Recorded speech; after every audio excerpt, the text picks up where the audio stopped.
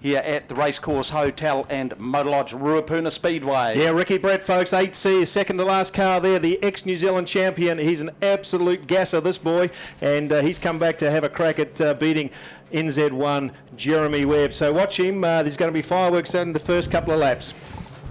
Yeah, there sure will be. They're under the starter's orders now. Coming up to the white line, green flag flies, and the Summer of Speedway's underway. And it's James Thompson in the 82 car out of Greymouth. He leads the way. Down the back chute they go. Jeremy Webb just drifts out a little bit wide. Up on the inside, we've got Mark Morris in the 19 car. And so it's Morris in the 19, Jeremy Webb, the K&T drainage machine, he gets by him, and then we go back to 46, Jamie Booth. Of course, Jamie making a return after a big crash a couple of seasons ago.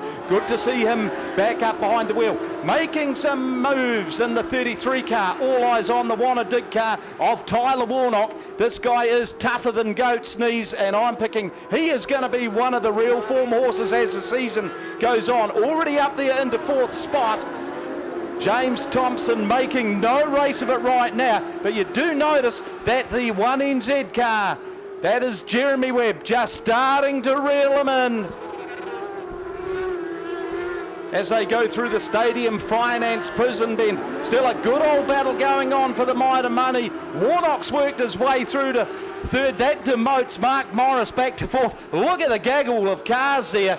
Fourth through to about ninth. Anyone can get right up there into contention with that one. James Thompson's going to have his hands full now because Jeremy Webb, he is the master blaster of TQ racing, the winningest TQ driver in New Zealand at present. And Thompson just drifted out a little bit wide. That left the door wide open. So Webb, he makes a move. Jeremy Webb, five-time New Zealand TQ champion. He has got his nose in front. Thompson in second, Warnock in third, Mark Morris in fourth, and then Rodney Thompson in the 28 car out of Greymouth sitting there in fifth position. As Thompson just pushes Mark Morris back a little. Ricky Brett in the 8 car. Hasn't taken Brett very long to start becoming a bit of a contender for the minor money in this one. Behind him is the form horse from last season, and that has Ben Morgan in the yellow and black 84. Big scrap going on further back through the field with Scott Bailey hard on the tail of Kimberly Yateman. White flag out, just one more lap to go. This the first TQ race of the evening, brought to us by the Springston Hotel for a great time and good old country hospitality. The Springston Hotel, the winner of this one will be Jeremy Webb. He takes out the win. James Thompson in second, Tyler Warnock in third, and fourth was Rodney Thompson, fifth Mark Morris, sixth it's the 84 car, and that was driven by Ben Morgan, who started right there in grid number 13. But Jeremy Webb muscled his way through and takes the win from grid number 6. And in second spot, it was James Thompson. Third, Tyler Warnock. Yeah, what a great race there by Jeremy Webb. NZ1 5 times in the last 7 years. He's an absolute freak of nature, this guy, and good to see him returning back to normal service. Congratulations to Jeremy Webb, about to go racing. Here we go, eyes down and watching heat number 2 for the TQs. Fast and furious action. It is Schuster that got the jump. Mike Bell running out that high line in the black 48 car, settles into second position. They make their way down through Stadium Finance, Prison Bend. There we go back to the 97 car. That's Cameron Soul in the Supercarts KBS machine. And we've got one out there up against the wall. That's the 8 of Jack Rawson from Nelson. He's been shuffled back through the deck of TQ cards. Lost a few spots there now, but still John Schuster. Big challenge going on here. Cameron Soul, he moves into that second spot there. He moves Mike Bell back into third, but also starting to loom large is the 47 car, and that is driven by Jess Morris. She started back in grid number 9, so she has really made some big moves. One just retiring to the infield right now. That's the 77 of Bailey Sinclair, I suspect. but still John Schuster leading the way. Cameron Soul in second, Mike Bell in third, Jess Morris in the fourth spot, and then we go back to Ethan Smith, already up into fifth position. Very talented young driver in the Shaw building machine. First big outing here at the Racecourse Hotel and Motor Lodge, Ruapuna Speedway in the TQ division. 4 laps to go, I think it is, next time across the line. So they're working their way well and truly around the track. Fastest lap time, they're in the 16s right now. This is group number B. Marty Knight retires to the infield in the Equus 98 car. Schuster making absolutely no race of it right now, coming up onto the tail of some of the new drivers. Is the traffic going to be the race changer on this one? Schuster weighing up his options as the 13 car. That's the one driven by Jason Thornley. Made a little bit of an infield diversion very briefly. Schuster managed to get by him. Cameron Soul, yeah, he's faced with the same dilemma. Do we go inside? Do we go outside? The outside may be the safe route as the white flag comes out. Just one more lap to go. Heat number 2 for the TQs, the first heat for the B group. And Schuster, he has made every post an absolute winner in this one, starting from the grid number 1. Takes the checkered flag. Cameron Soul in second spot in the 97. Then we go back to Mike Bell, 48. Jess Morris, good drive by Jess into fourth. And Ethan Smith rounding out the top 5 in that 91 car. Yeah, good stuff there by John Schuster all the way from Nelson, and congratulations to you taking out a heat here at the Racecourse Hotel and Motor Lodge, Ruapuna Speedway. Johnny was lapping pretty good in the end, 15.95 seconds, so he managed to break that 16-second barrier. Good on you, John, and congratulations to you.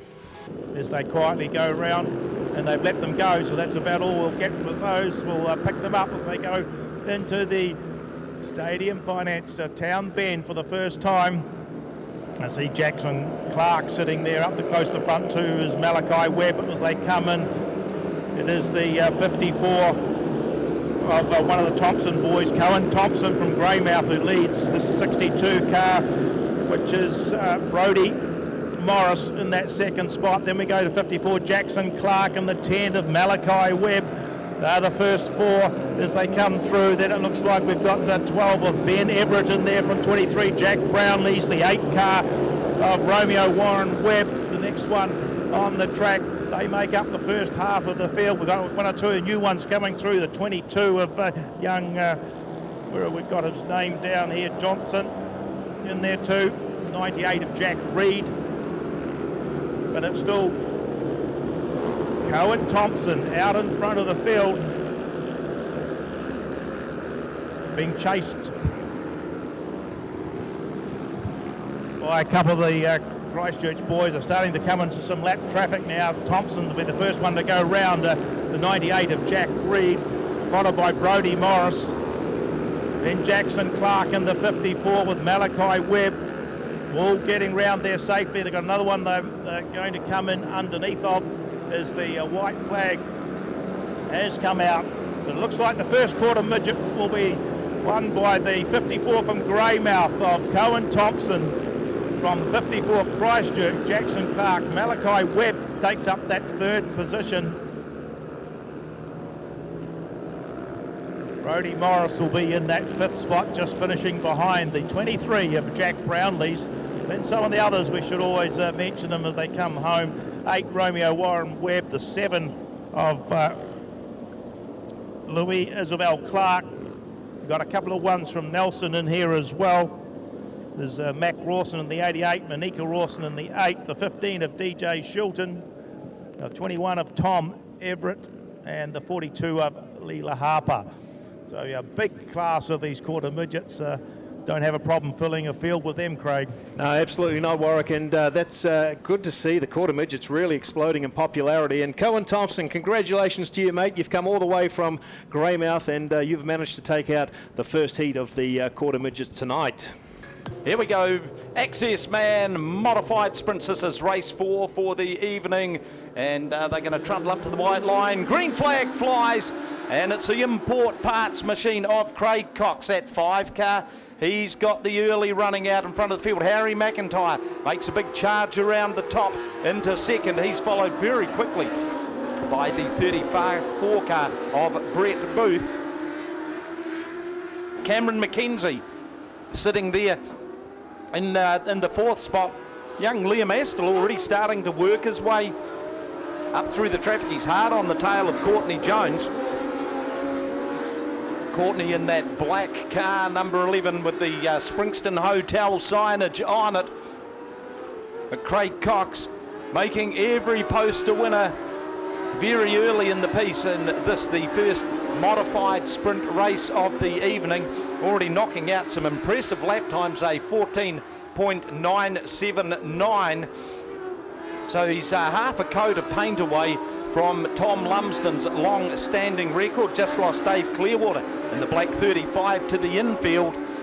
Racetrack going to start offering a little bit of width shortly. You see, it is as smooth as, and they can pretty much put their car wherever they want it. Craig Cox, he knows the fast way around here. Of course, it is all about momentum in the modified sprints. You've essentially got to stick your foot right up it and hang on. The wing applying the downforce so that all the horsepower does get transferred down through onto the racetrack. Harry McIntyre, he just hits a wee bit of a hole exiting turn number 2. Has a little bit of a bobble on there. And Brett Booth, car number 34, a seasoned campaigner, long time in the TQ Midgets, and runs very hard in the modified sprint brigade.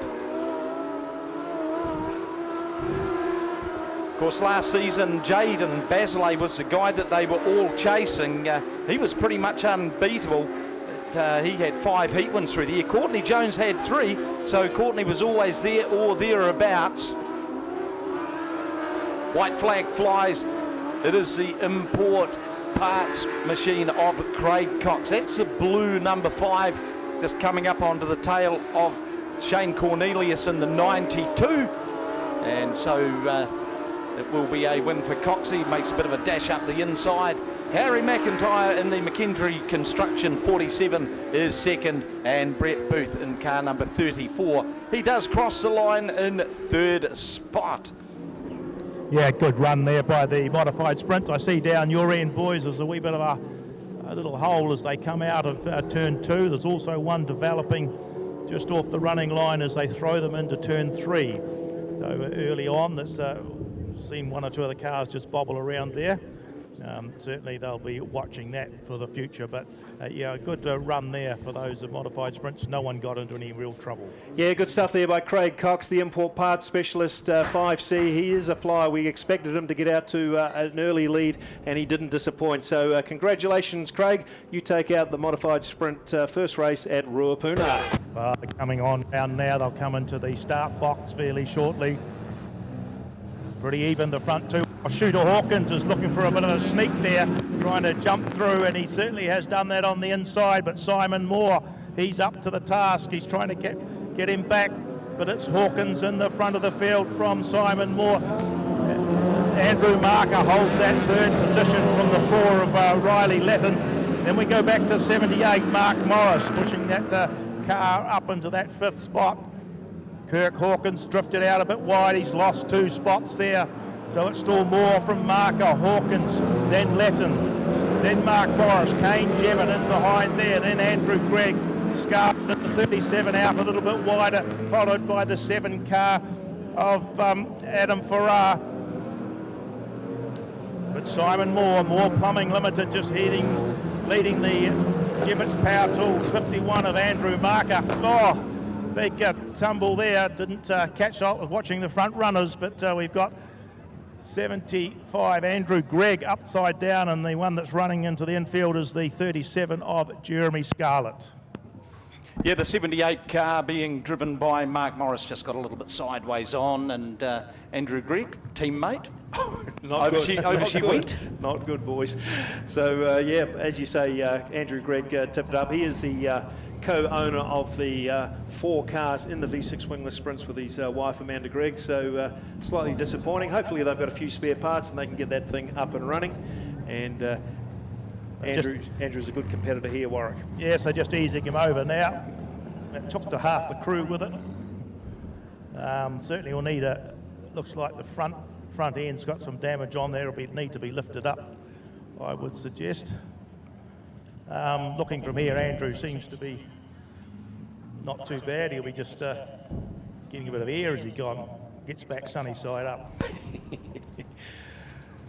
Well, there you go, folks. V6 Wingless Sprints are a good class to get involved with. Not as expensive as you might think, and pretty easy on parts, certainly as far as motors go. So a lot of fun to be had in a V6 Wingless Sprint. That car of Simon Moore's, the 21C, just going around turn 3 now. That's a great looking car. And if you look closely, he's got a custom hood on that thing. It makes it look way more racy, as he's got a low profile hood and the air cleaner just sticking out the top. So he likes to stylise his cars up pretty well. Just a note, folks, we've got our promo ladies walking around the track. If you haven't got your flags or your hero cards, make sure you get them. Say good day to Fran and Hannah. They got the yellow and black t-shirts, and I think they were just heading down towards the trampolines. So looks like everyone's having a bit of fun on those trampolines, AJ. Yeah, I'm not too sure whether I'll go and get that far tonight. might be a bit hard on the back. Warwick, I can see you heading there, mate. That might be you for 3 minutes. No, not really. I think I'm a bit heavy for that. Anyway, the V6 Wingless Sprint's just trundling around the track. I see Shooter Hawkins just made a very basic mistake on that first lap. He'll be very disappointed with that. He got himself out nice and wide and got off the driving line. But well, I'm not sure about that, Craig. It looked to me like he was jumping the start. He tried to get in front of them, so I think he got what he deserved, didn't he? Well, he is a character. I've got the crowd out here, Greg, with me, so... he's as cunning as a native dog. Yeah, Shooter Hawkins, good to see him back at the track again, and he's been a great competitor for many years, driven midgets, 6-shooters, and possibly a couple of other classes there. But I tell you what, it's going to be hard to get Simon Moore. That 21C Moore Plumbing Limited V6 Wingless Sprint is just leading the field there with Adam Farrar and the Shooter Hawkins, 11C in third. Yeah, so Dolly Rose, the 78 car, certainly got a flat right front tyre on that one. And left front, left rear. Yeah, well, there you go. So, yeah, they're going to be working pretty frantically down there in the Greg Phillips racing area. I see co-car owner Amanda just standing here shaking her head, doing the sums, working out what this has just cost them. But hey, all jokes aside, the wingless V6 Sprints, if you're a young guy and you've got aspirations to go sprint cars, just start considering what's happening down in the bottom part of the South Island, because the first 3 placings in the Civil Construction Southern Sprint Car Series last weekend was taken out by young guys who have raced or started out in the wingless V6 sprint cars. So you get to learn how to drive a car of that size, and a lot of the bits, well, certainly a fair amount of the componentry is interchangeable. Just drop the V8 into it. Yeah, they'll put the frighteners up. Yeah, 200 horse to 900. So good to see the 6 shooters going around the track here, and still got a good field there. 2, 4, 6, 8, 10 of them racing, and I think we'll get a couple of those other cars fixed up for race 2. And Simon Moore to lead the field around Warwick. Yeah, Simon Moore on the 21, Andrew Marker in the 51 on the front row. They pick the pace up early as Moore can start as soon as he gets into that turn, and he's just shot out. Will lead them through the Stadium Finance Town Bend for the first time after the restart. Marker in that second spot. Shooter Hawkins and car 11 holding that third position from young Kane Jemmett. Got himself up into that 4th spot from the 4 car of Riley Letton. Then we go back to 7, Adam Farrar. They've just about made a wee break from the rest of the field as they come in, but it's still Moore, Marker, Hawkins, Kane Jemmett, Letton, Farrar. The 8 car on the outside is Christopher Gray, just trying to get the best of Charlene Jemmett in the 57 as they come round. And then we go back to our visiting driver, Cromwell, Sophie Wills having a good battle there with the 37 driveline car of Jeremy Scarlett. But Simon Moore hasn't really put a foot wrong at this stage. He's pulled out 3 or 4 car lengths over Andrew Marker. Shooter Hawkins still hanging into that 3rd position. Young Kane Gemma getting better and better every race he does, and the 77 is in that 4th spot. Then it's Latin, Farrar, Charlene Gemma. There's Jeremy Scarlett moved up a couple as the white flag comes out. So Simon Moore's on his way home, but a little bit of a late charge coming there from Andrew Marker, trying to get himself close enough to put a push through on the inside. He tries it down the end, but it is Simon Moore who's got the momentum. He'll take out the first one for the Wingless Sprints tonight from Andrew Marker. Then we go back to the 11 of Shooter Hawkins. Kane Jemmett comes home in that 4th position from Riley Letton in the number 4 car.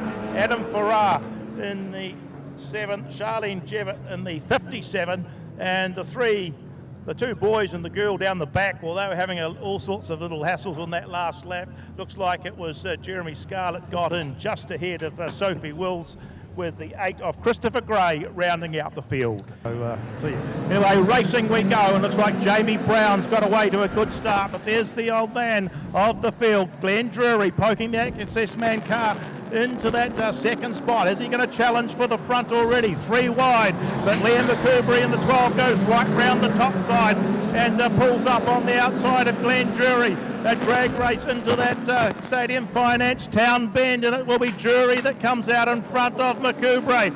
3rd spot there being held by Jack Lowe, just over the copy-art car of Jamie Brown. Then we go back to Nathan Wilkie, and we have a yellow. Something looks a bit shredded. Ooh. Well, I'm down the other end, I can't spot that. Yeah, it looks like something serious off a car, but they're all circulating, so who knows looks what... like an airbox. Airbox, is it? Airbox, normally yeah. Something happens. I tell you what, Ruapuna, how good's that 66C Access Man? Man, he's just biffing it in straight away. It's only Liam McCoubrey that can catch up with him, and the Bounty Hunter, he's out to win the first race here at Ruapuna Speedway. Jack Lowe there in the City South Fan Spares 54 up with the top 4 too. Then we look back down as they come through. Mitch Hill in the 22 sitting in behind. Nathan Wilkie, Scott Miller, Denton there as well. And off they go. They sort themselves out. Just the front 2 battling there on their own at this stage. And it looks like Liam McCoubrey's got the best of that restart. Glenn Drury starting to throw the car in, keeping it a little bit tighter down there. Goes to the pole line. Jack Lowe in that 3rd spot. Mitch Hill looks like he's got the best of the Nelsonian there of Jamie Brown at this stage as he comes out of that turn nice and tight. Then we go back to the Dunedin's Nathan Wilkie from Sam McCrenna. Jay Chadwick's moved up a couple of spots there, just going around the top side of Scott Miller, and Paul Denson rounds out the field. But the A1 Frank's car of Liam McCoubrey from the Everett Motorsport just stretching the legs of the rest of them at this stage. Jury holding that good 2nd place line there. He's going to come under a little bit of pressure shortly from the 54 of Jack Lowe as he keeps it nice and tight. He's within a car length, so the first 3 have really made a break away from the rest of the pack. Looks like it's Mitch Hill holding that 4th position from Jamie Brown. But Liam McCoubrey's now extended his lead. Oh, a bit of a bouncy old run there for Jack Lowe as they come into this turn 3 into the Prism Bend. That hole's just causing it 1 or 2 little problems there for some of them. But Liam McCoubrey, no one can get near him at this stage. Some clay just comes over the crowd here and collectively as they come through. So McCoubrey out of the mag and turbo pit exit gate. He picks up the white flag. He's on his way home, swinging through the Stadium Finance turn. Down the warehouse cars back straight for the last time. He throws it into the prison bend. He straightens it up. He'll take the first midget car win for the season from 66 Glen Jury. Jack Lowe in the 54 comes home in that third position from the 22 of Mitchell. Jamie Brown, a good drive. He hasn't had too much running there at all. He's the next one home in about fifth spot from Jay Chadwick. Then we go back to Nathan Wilkie, Sam McCrenna and Paul Denson. And where did Scotty Miller come round? No, it's Scott Miller, it's Paul Denson on the infield. Yeah, what a great race there by Liam McCoubrey, the super smooth style of the 12C. Liam McCoubrey takes out the first race here at the Racecourse Hotel and Motor Lodge Ruapuna Speedway. It was the Bounty Hunter. Second, of course, that is Glen Jury.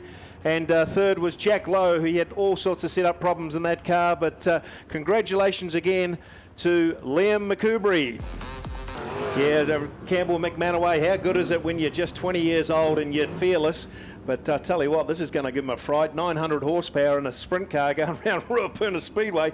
Good luck, Campbell, and we hope you go well, mate. You are a very good TQ driver, but that had 120 horsepower in it, mate. So let's see how he navigates his way around the first heat of the Sprintcar Summerslam, sponsored by Dalton's. Yeah, just waiting for the big unit. Jacob McIntyre to shuffle the 88i car into the outside of that front row.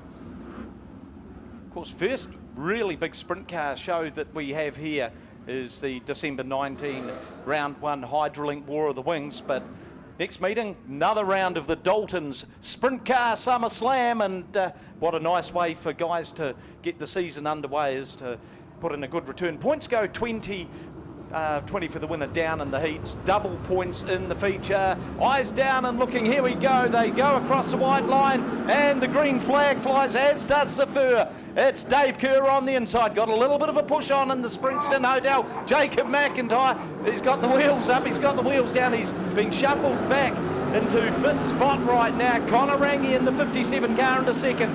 In third, we've got the Sasquatch. Caleb Bourne behind him is Jaden Dodge. McIntyre starts to go about his business in fifth position. Looking back, in seventh is the Duffman. Bit of work to do for the Duffman, but he did start off the back of the field. Jaden Dodge, the first of the drivers to really start trying the high line. But it's Dave Kerr in the Springston Hotel. This car powered by a Ford. It's the Lone Ranger out there. And Davey Kerr, he has got it by the throat. Down through the Stadium Finance corner. Connor Rangi in the Dalton's car. He's there in second. Then we go back to Caleb Bourne, the 95 Avon Insurance Brokers, sitting there in third. Behind him is McIntyre. Then we go back to Dodge. Todd Richards sitting there in fifth, and then the Duff Man. He's worked his way through to sixth.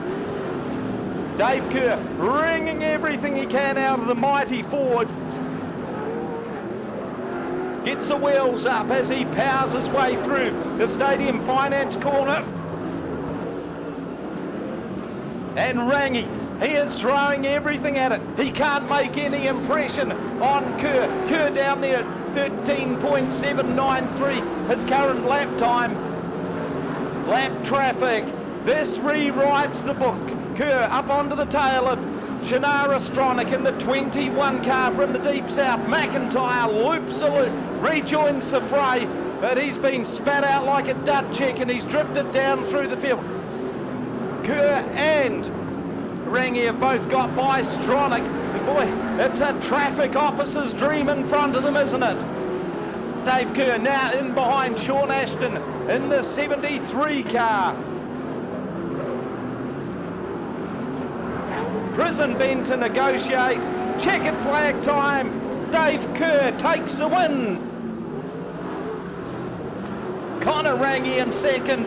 Third will go to Caleb Bourne by the narrowest of margins from Jamie Duff. Todd Richards next across the line from Oscar Harcourt, Jaden Dodge, McIntyre, McManaway, Ashton and Shannara Stronach. And the crowd have gone wild down there in the Springston Hotel hospitality box. Yeah, good on you, Dave Kerr. You've taken out the first heat tonight of the sprint cars at the SummerSlam, and what a race it was. He had to fight off Jacob McIntyre in that first corner. Man, that was exciting to watch. But Dave Kerr in the 99C, a return to winning form for the Springston Hotel sprint cars. There he goes, past all his supporters and fans in the box there. And give him a clap there, Ruapuna. It's his first year in sprint cars, well, second year I should say, and he's taken it out here at Ruapuna Speedway. We'll go from 14. On his own, on grid 15 is 12C Ben Everett, and two of our rookies this year, 22 Millard Johnson and 98 Jack Reed, go from 17 and 18, and they've let them go pretty quickly. And it's Brownlees who goes quickly to the front from the 8th car of Monica Rawson holding that second spot. And then 7 Isabel Clark sitting in that third spot. She might have just dropped back one at this stage as they come out of that prison bend, but it's Brownlees in the 23 leading them through. It's one of those Thompson boys, the 67 of Larkin Thompson's putting the pressure on Rawson there, but she seems to have got another car length back, but here he comes again. Then we've got Romeo Warren Webb in the 8 holding that fourth position, with Malachi Webb in the bright orange number 10 making a challenge on the inside. Isabel Clark in the 7 is just ahead of the brother 54 young Jackson. 62 Morris is sitting in there behind there too, and then Brooke Clark in the 72. We'll switch back to the front of the field and we'll see 23 Jack Brownlee's got a comfortable lead, but there's a lot of changing going on round there. 67 Larkin Thompson gets to that second spot from Monica Rawson, but he's drifted out a little bit wide, so's Monica, and Malachi Webb looks for a run on the inside, but he's blocked into that turn as they come round. The one that makes the best of it is Romeo Warren Webb in the 8 car. As they come on through, the white flag comes out. Larkin Thompson from Greymouth and the 67 will lead them down the warehouse cars back straight for the final time.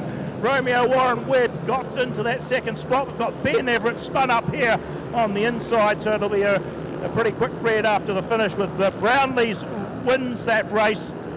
Brownlees from Thompson, then Romeo Warren Webb. Isabel Clark, I think it was, came in just ahead of Malachi Webb and Monica Rawson. Brodie Morris in the 62, 54 Jackson Clark, 72 Brooke Clark. The ones that came round through there, DJ Shilton. 21 Tom Everett's the one that's stopped himself out. Ben went through. 88 young Mac Rawson, 98 young Jack Reed, and we had another young fella there, the 22 car of Millard Johnson. Looking good and settled. We are in the hands of the starters, that front row. Remember, Ben Morgan on the inside in the 84. Scott Bailey on the outside in the Access Man car. The green flag flies, and it's Bailey. Car number 36, he leads them around, but boy, he's going to have to pedal hard, because Ben Morgan is certainly at the top of his game in the orange and black number 84. Dylan Forsey certainly came on strong in the PTS car towards the end of last season, and looking good in the early stages of this, the third TQ race of the evening. Wheel-to-wheel stuff down there through Stadium Finance Corner. It's still Scott Bailey, Ben Morgan and Dylan Forsey. Ricky Brett sitting there in 4th spot with his teammate Jeremy Webb on the inside. Yeah, there was an opening, but it closed pretty darn quickly. Doesn't matter with your teammates or not. And the Bailey car has slowed dramatically. Must have just struck a very, very momentary problem. So Morgan takes over the lead. Dylan Forsey now inherits the second spot, but Ricky Brett, he is getting back onto the game very, very quickly. He has not raced for a number of seasons now, and he is showing that class is permanent. Scott Bailey, he'd had enough of that. He's regained the 3rd spot in the Access Man machine, but two of the great wheelmen of TQ Racing slugging it out there for 3rd and 4th with Jeremy Webb and Ricky Brett. They've both got a lot of work to do though, because Ben Morgan is leading the way, knocking out the quick laps. with a 15.449 being his best effort so far. That's not that far away from the track record. This 0.2 of a second, you can't click your fingers that quickly. Battle Royal starting to develop there, second through fourth. We've got Dylan Forsey still hanging on there, looking good too. Webb, he's probably going to have to start going up high because the 36 Access Man car is stuck to that part of the racetrack. He's laying down the challenge, saying to Webb, if you want it, you're going to have to go around the top side. That's what Webb tries. Just a little bit of a wiggle on there for Bailey. And Webb, he's through there. Saw it happening. White flag out, and Ben Morgan just half a lap to go as he races the 84 TQ down through Stadium Finance Corner. Checkered flag flies. Second place will go to Jeremy Webb. Third will be Dylan Forsey. Scott Bailey faded to fourth. Ricky Breton fifth. Tyler Warnock in sixth. And then we go back to Aaron Findlay. Good performance by Findlay in the 38 car to finish seventh, from Rodney Thompson, Kyle Glover, James Thompson, Kimberly Yateman, Mark Morris and Jamie Booth. Yeah, what a great race that was. And Ben Morgan, his superior car speed held out the fast finishing Jeremy Webb. But if you were watching Jeremy Webb, didn't he have to work hard to make his way from the mid-pack right through? And it's only his skill that managed to get him up there in the last couple of laps to get second. So congratulations to him as well. And Dylan Forsey putting in some stunning laps there. The 57A car, of course, was lapping pretty quickly. But it was Ben Morgan with the fastest lap of the night, 15.4 seconds. Congratulations to you. Yeah, Jesse was a very good little quarter midget racer back there, way back when. Green flag flies, Jess Morris. Well, she's got this one all on her own from the front row there. Very sharp looking race car, that one. Cameron Soul, the 97 car, the Soul Man. He moves into that second spot and making the big charge around the top. Car number 91. And that's Ethan Smith. The rookie stripes have just been blown off. A little bit of a coming together further back in the field. Looked like that was Callum Evans getting tied up in a little bit of nonsense here. But here we go, the Shaw Builders, Ethan Smith. He inherits the lead in Group B of the TQs. Jess Morris still in second. Mike Bell running the high line in the black 48. In 30, just cuts down low, moves up into that second spot, and Schuster, who started this one back in grid number 9, comes out of the town bend, and he's in second spot. He's certainly got the elbows up, hunting them down. Is he going to run out of laps? He's got 6 to go. With the first night driver here in the TQs, Ethan Smith, looking as smooth as silk in that Shaw Builders machine. Just coming up onto the 94 car of Logan Scammell. Scammell going to go a lap down his first night of racing here at the Racecourse Hotel and Motor Lodge Ruapuna Speedway. So Ethan Smith down through the Stadium Finance Corner as Thornley gets a little bit loose as a goose and makes his way onto the infield. Schuster, very impressive in that first race. Equally impressive in this one. Jess Morris still hanging on to that third spot, but she's got Cameron Soul right in behind her.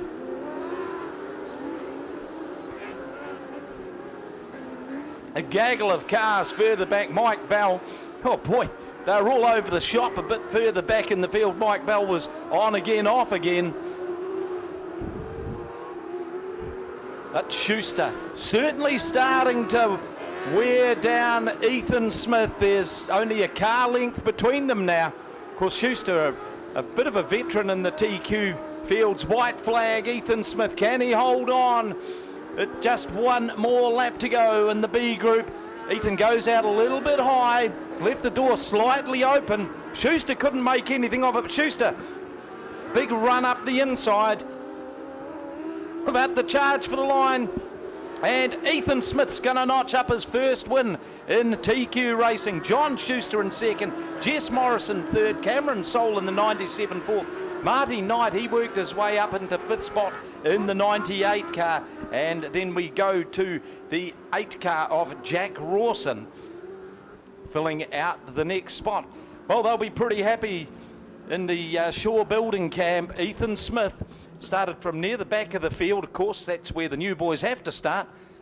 He looks good, this kid, Craig. Yeah, he does. Congratulations to you, Ethan, the 91C, just 16 years old, and he's spinning that TQ around the track like he's been racing for 10 years. So he'll be very pleased down at the pits there later on, and it's a well-deserved win for you, Ethan.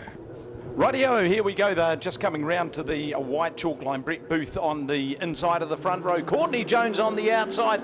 Jones will be looking to cap what has been a pretty good night so far for the Springston Hotel crew, and she gets a flyer of a start there.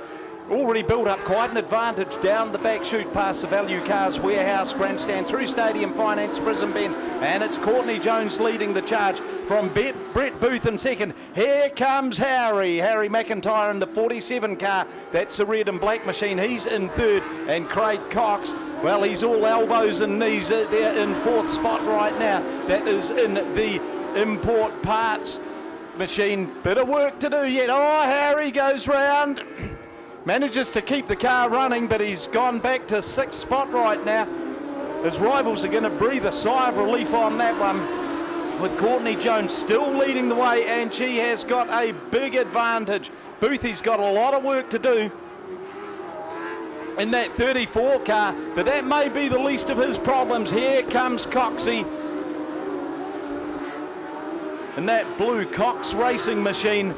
And you can see he is just grinding away, trying to fill up the advantage that Brett Booth has got over him right now. But Courtney Jones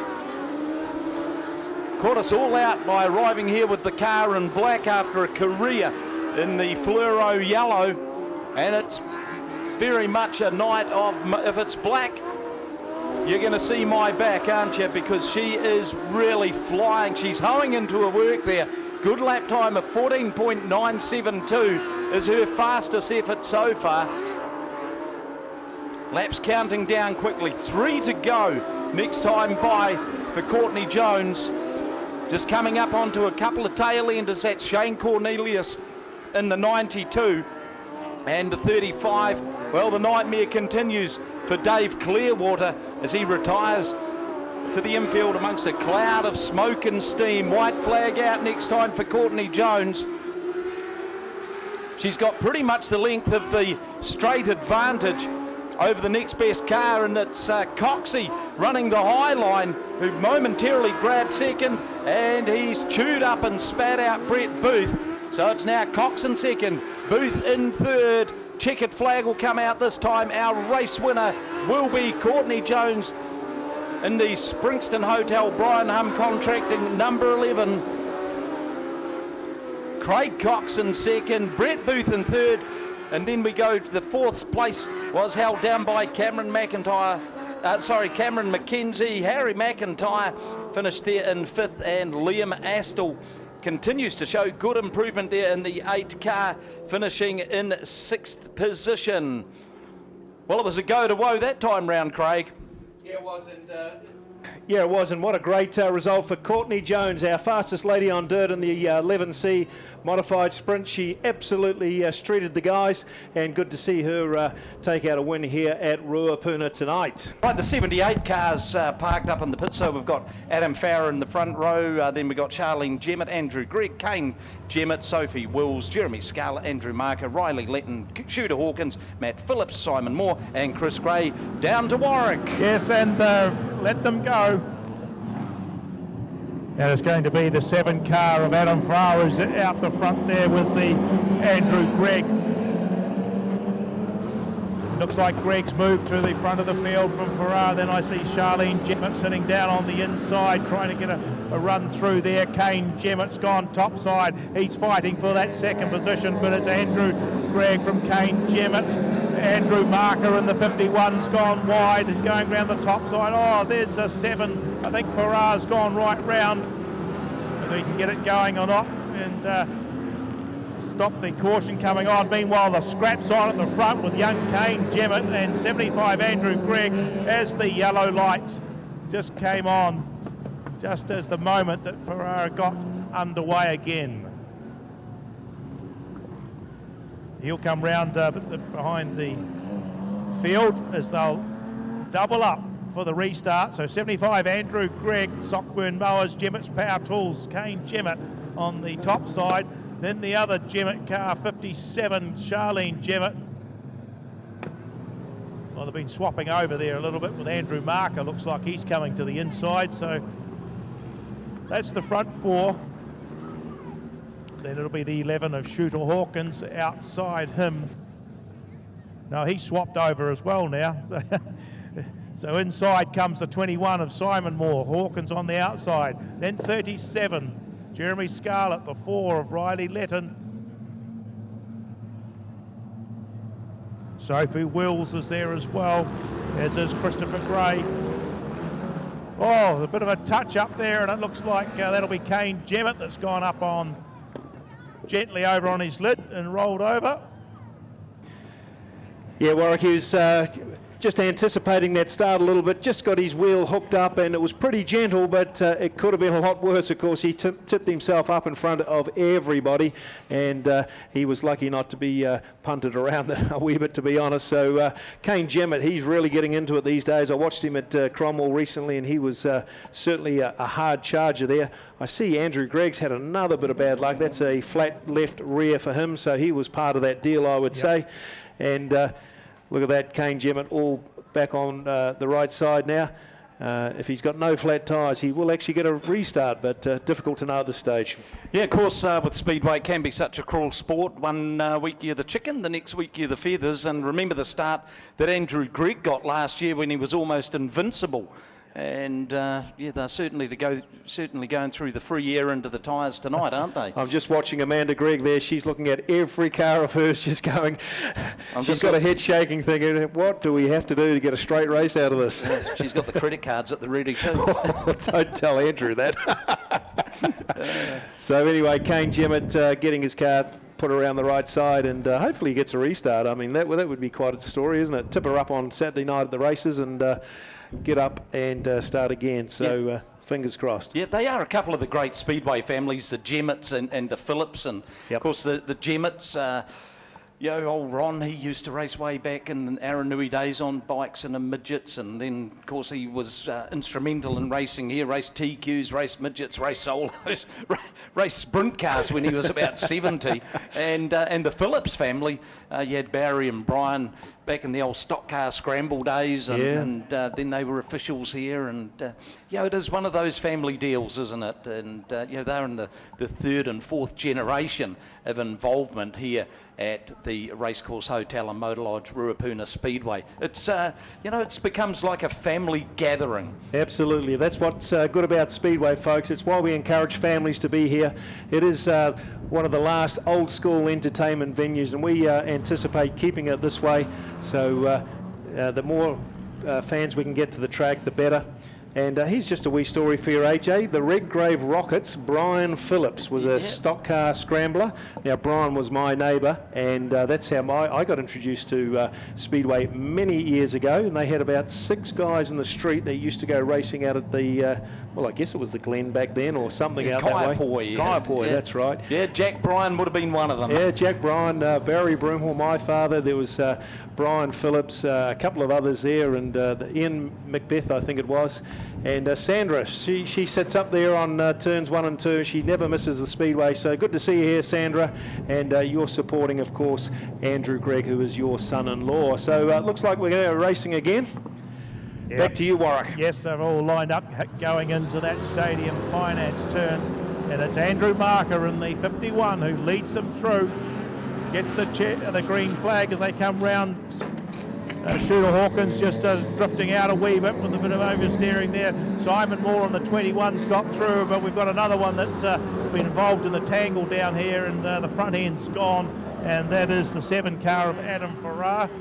And I think he was trying to make a valid attempt to get somewhere down and off the track, but that hadn't happened.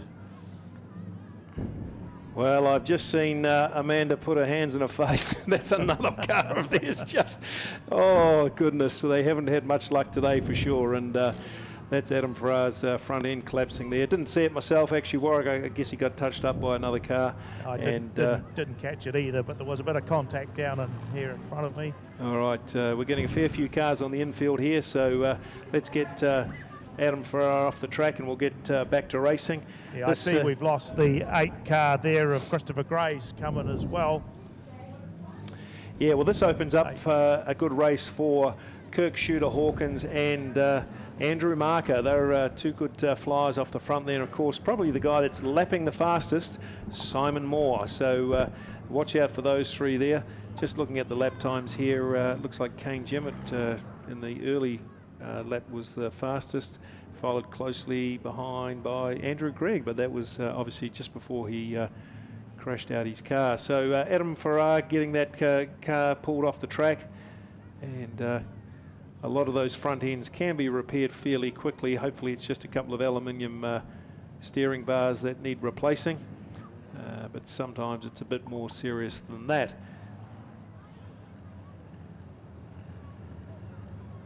Yeah, so Andrew Marker leads them round with 11 Shooter Hawkins, 21 Simon Moore, the 4 of Riley Letton. They make up the first 4 of the field. The second 4 will be 57 Charlene Jemmett. Outside Charlene will be the 5 of Matthew Phillips. In behind the 37 car of Jeremy Scarlett and our visitor Sophie Wills from Cromwell.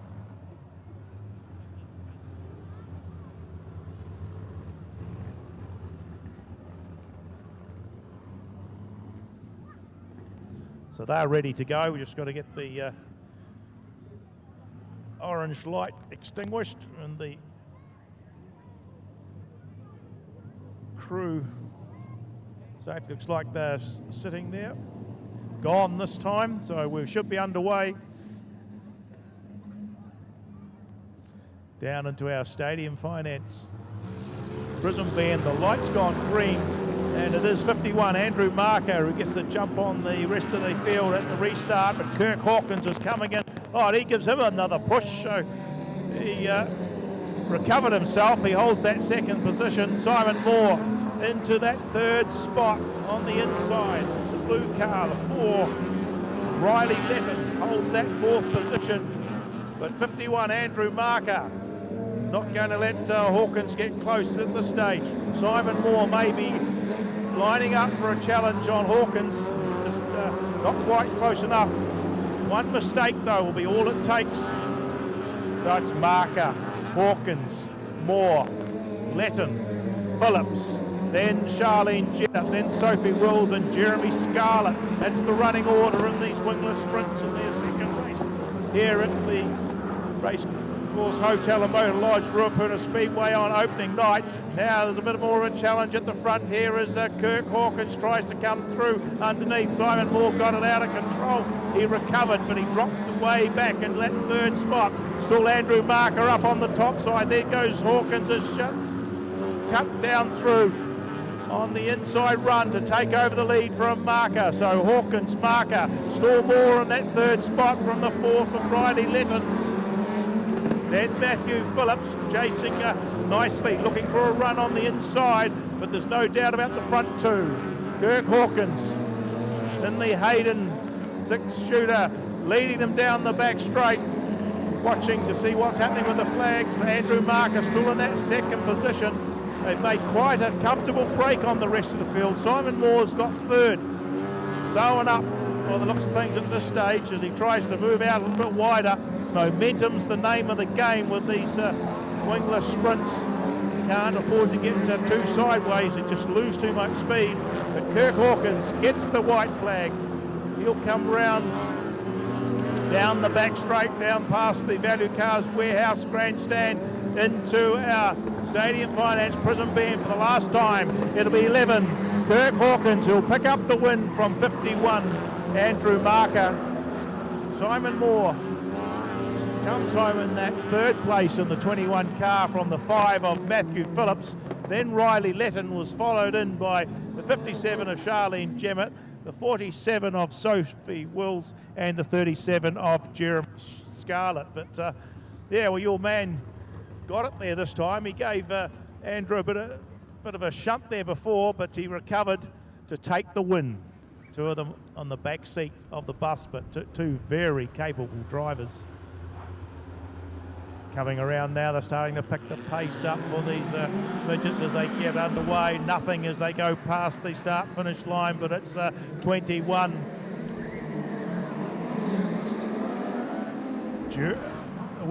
Nathan Wilkie in the front of the field. Liam McCoubrae's moved the 11 car into that second spot. Then we've got the 66 of Glenn Drury sitting in that third position, looking to come through underneath. Down on the inside, the 54 of Jack Lowe.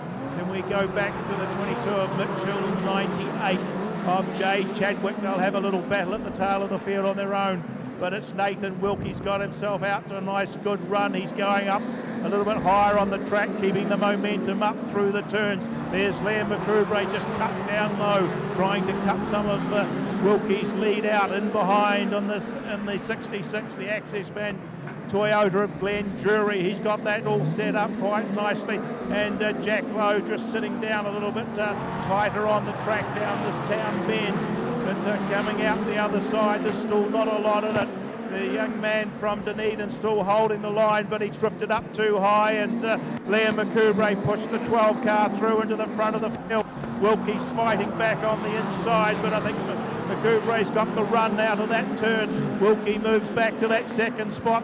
Comes the Access Man car of Glenn Drury. He hit a wee bit of a rut there, and it's allowed Jack Lowe and the 54 to come through underneath them. We go back to Mitchell and Jay Chadwick, but there's still a big battle on at the front of the field. I think Wilkie's got another power plant in that car this year. He's moved up to an Esslinger, and he's certainly taking the race to McCoubrae, and it looks like Wilkie's got his way back in front. McCoubrae shuts down across him, sliding across. Wilkie comes back through. He takes over the lead again. So it's Wilkie from McCoubrae. They're going to do the same again on this side, but it looks like Wilkie's got the better of him. McCoubrae in that second spot. We look to the third place. It's Jack Lowe sitting in there with the Glenn Drury in behind him as they come round and click another lap off. This time Nathan Wilkie's got a wee bit of clean air between him and Liam McCoubrae. Jack Lowe trying to grab that next spot, pushing up a little bit higher on the track. Glenn Drury tucked in behind, so these front four, the pace is really on as the white flag comes out. Here comes another challenge from McCoubrae, but it's Wilkie out in front. He just flicked a whole lot of clay up over the crowd. He goes into the final turn, out on the high side, coming down the straight, and it will be Nathan Wilkie. Well, that's a pretty popular win for a guy that travels a long way. He takes it from Liam McCoubrae. In that third spot will be Jack Lowe from Glenn Drury, then Mitchell and Jay Chadwick. But certainly a good run, and well, that was a good race. You won't see a better race at the front of the field for a while again when you see those boys put that together. So congratulations to the 21 of Nathan Wilkie. Yeah, we've got the fast and the very furious out here. Heat number 2, Dalton Sprintcar Summerslam. Let's turn them loose. It's Harcourt on the outside, Duff on the inside. Harcourt, he's fighting the wild bull as he tucks in behind Duff. Down they go through Stadium Finance Prison Bend. It's Duff, Harcourt, and then we go back to the 73 of Ashton behind him. We got the 7 of Jaden Dodge, Connor Rangi, and the 56 of Campbell McManaway. McManaway, boy, he was bouncing all over the place, kept his foot right hard up it, which is how we like it. So it's still Jamie Duff leading the way. Big battle going on there for third and fourth between Ashton and Dodge. Dodge finds the inside running. Harcourt just gets a little bit sideways on, scrubbed off a lot of momentum. That handed things very quickly to Duff. Stronach retires to the infield. Looks like the top wing started to disintegrate on the 21 car. But Jamie Duff, he is the master blaster in this, the second heat. Dalton Sprintcar Summerslam. Harcourt still hanging on to that second. Dodge starting to inch his way closer. Big duel going on there for third and fourth. Sorry, for fourth and fifth between Ashton and Rangi. Then we've got the Sasquatch, Caleb Bourne. He's getting right into it. How good is this young Mick Manaway? Sitting there right now in 7th position. He is giving it everything. Running the top side of the racetrack as well. He is not scared of it. Davy Kerr. Oh, we got one round, but he's managed to keep it moving. That's the 88 of McIntyre. So it's still Duff, Harcourt and Dodge. They're the first three. Boy, it's poetry in methanol-powered motion. Watching these guys hustle their way around the Racecourse Hotel and Motor Lodge, Ruapuna Speedway. McIntyre, he's being put a lap down by Duff. White flag out. Boy, impressive showing by Jamie Duff. He's going to take out the win. Jamie Duff in the 19 car, that's the Pro Creek machine. He takes out the win. Second place will be Oscar Harcourt. Then we go back to Jaden Dodge. Connor Rangi muscled his way up into fourth from Caleb Bourne. Dave Kerr in sixth. Valuable points for Kerr. Ashton in seventh. In fact, Ashton just pipped on the line by McManaway. Ashton in 8th, Richards in 9th, McIntyre in 10th, and of course, Shannara Stronach, she retired to the infield. Well, we got any Duffman fans out there? Let's make some noise for Jamie Duff. A big season for the Duffman. So opening night, quarter midget feature races. They pick up the pace and anticipate the start, and off we go, and straight up from the get-go, it's 23 Jack Brownlee's in the 10 of Malachi Webb leading them out. Jackson Clark in the 54 sitting in there too with the 8 of Romeo Warren Webb. Then there's the white car coming through. There will be Isabel Clark down on the inside. But it's 23 Jack Brownlee's out at the head of the field. Malachi Webb, Jackson Clark, Romeo Warren Webb, the 2 Thompson boys. 54 it is. Cohen just ahead of Lakem Thompson there in the 67. Then comes Isabel Clark. I think the next one will be 62, Brodie Morris. In about 8th place as they come on round. Brodie's followed in by the 72 of Brooke Clark. Then we've got the 15 of DJ Chilton. Then the 8 car there of Monica Rawson. 12 is Tom Everett, 21. 12 Ben Everett, 21. Tom Everett, but these front runners getting into some of the tail enders. Brownlee's just goes around Miller Johnson there quite nicely, and so does half the field at the front. They get through. Malachi Webb holding that second position. That's where the interest is. Brownlee's is clearly out in front.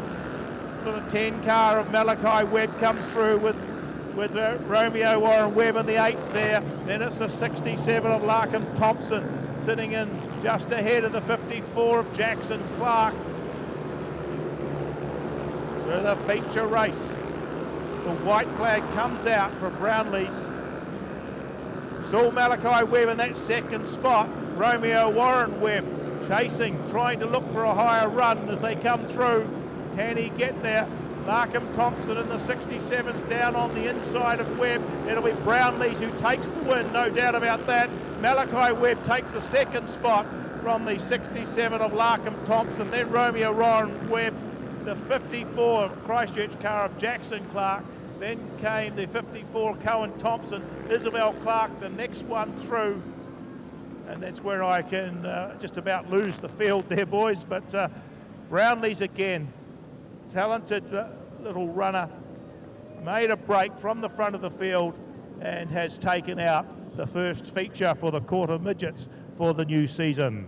Yeah, congratulations to Jack Brownlees. He makes it look easy, but those cars in behind him are good runners, and Jack Brownlees really got the foot up it. He's going to shoot off into victory lane and receive his prize. And congratulations to the 23C Jack Brownlees. He's been an absolute flyer for years, and it's good to see him take out another race feature here at Ruapuna.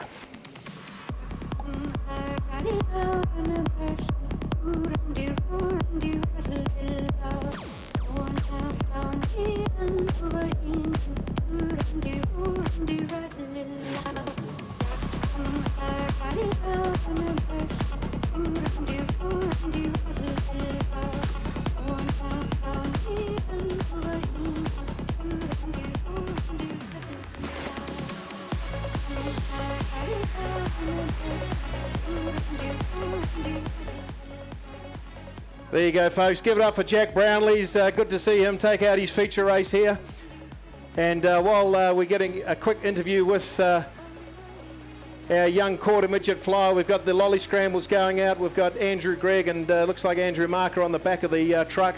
So it's all happening here at the Racecourse Hotel and Motor Lodge, Ruapuna Speedway. Louise, we might get a quick word with young Jack. Right, joining me down here is 23C Jack Brownlees. Jack, how does it feel to take out your first feature win of the season? Yeah, I just couldn't do it without Dad, Mum, and Jake Neon. I couldn't do it without all my sponsors, and especially Access Man up in the box and everyone. And thanks to everyone who came out today, and my nanny, she came out to watch me, so it's pretty nice for her. So thank you to everyone. Yeah, great stuff. Jack Brownlees takes out the quarter midget feature, folks. Give him a clap there, and good to see him on the podium again.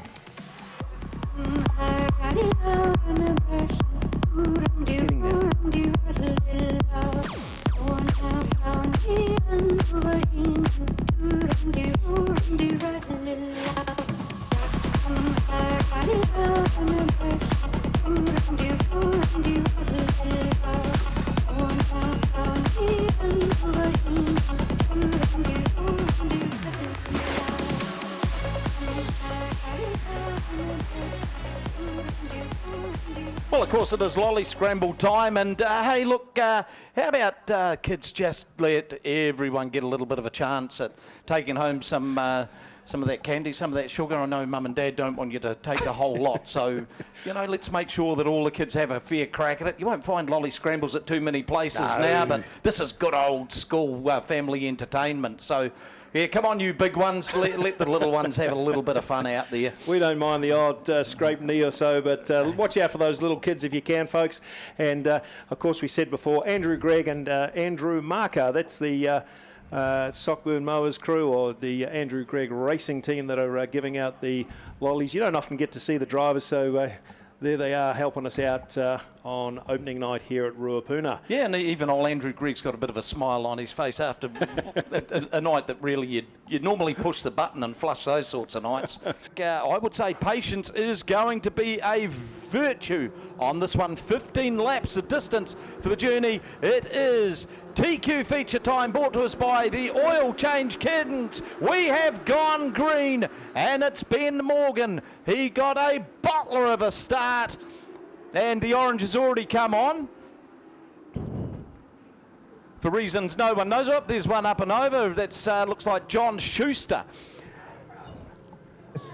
Yes, after the orange came on. Yeah, as the orange came on, someone slowed down pretty quickly, and poor old John just ran up over the back of a wheel and has sent himself over. Yep, Lord knows why the orange came on, but I'm sure there's a valid reason. Yeah. And of course, yeah, we might see the colour orange several times during this TQ feature race. Just a big field. And as mentioned earlier, we've got the Group A drivers starting from the front, and so lap traffic is certainly going to become a real factor in this one. I tell you what, Johnny Schuster's pretty racy, and he did have a couple of good heats earlier, so he probably had focused eyes and not quite seeing that yellow light. It's a frightening moment when those cars slow in front of you, and there's very little you can actually do. He seems all right, Craig. He's just started the car up, just trying to get a gear, so that may look good for a rerun for him. Well, he's travelled a long way, all the way from Nelson, I believe, and it would be great to see him get into the feature final. Yeah, he is the son of Bob Schuster. You would have remembered them if you're a few long in the years, with Gavin Wilkie and Bob Schuster. They used to come up from Dunedin in the TQs. That is John Bob's son. Well, look at that, folks. He's got himself underway, so let's hope he has a good performance for the next few laps. Yeah, one quick Tommy tip over, and he's just checking the steering out. Bob Schuster. Yeah, that's a name from the past. And John Schuster, he's certainly a chip off the old block there. Right, here we go. It is feature time. And yeah, I don't think we need to get the builders square out to make sure they're exactly side by side, because this is an absolute gaggle of cars here for the Oil Change Kings TQ feature. and the Oil Change Kings for Royal Service. You'll find them at 12 Harewood Road for professional oil change. No appointment required. Sounds like my sort of place to go to. So anyway, it is TQ feature time. And let's just see, Ben Morgan certainly showed the ace cards in his hand at the first start.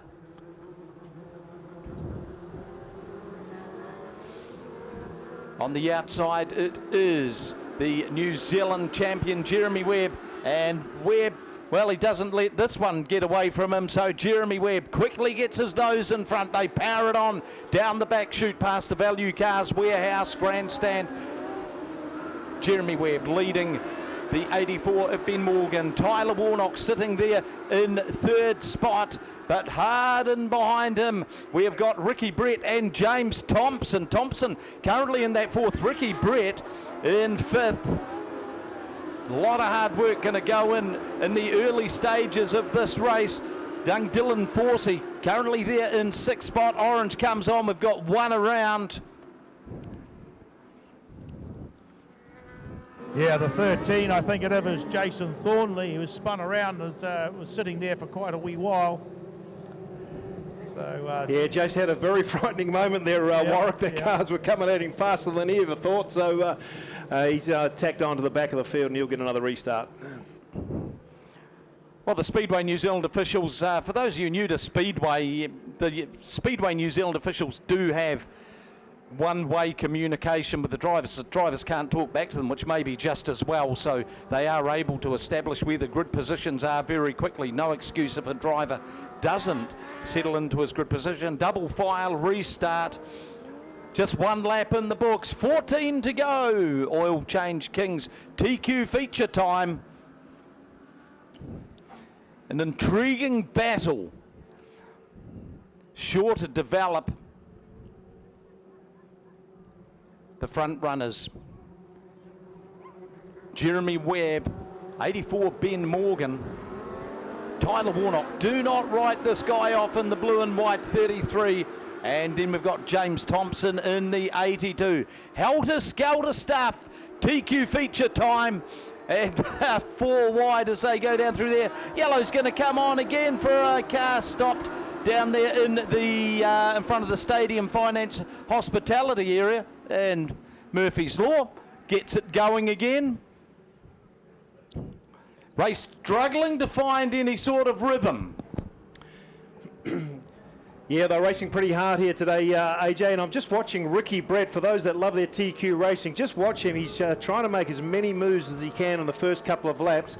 That's his best chance of actually tracking down Jeremy Webb, and he's going inside, he's going out, and watch that 8C black TQ. Watch how good he is navigating around Ruapuna Speedway. Well, he's a smart operator because he'll know that once they get into that lap traffic, well, places don't really fall into your lap. And so while he's travelling there with drivers of a similar pace, he's going to really try to burn up some good territory.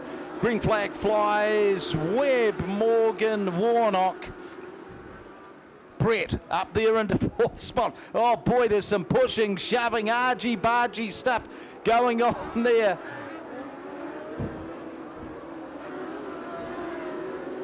A real scrap for territory, and Brett makes a big run on Warnock. Couldn't make it stick, but he was fighting for third spot. So Jeremy Webb, he leads the charge. Ben Morgan in second, Tyler Warnock in third. Then we go back to Ricky Brett and James Thompson.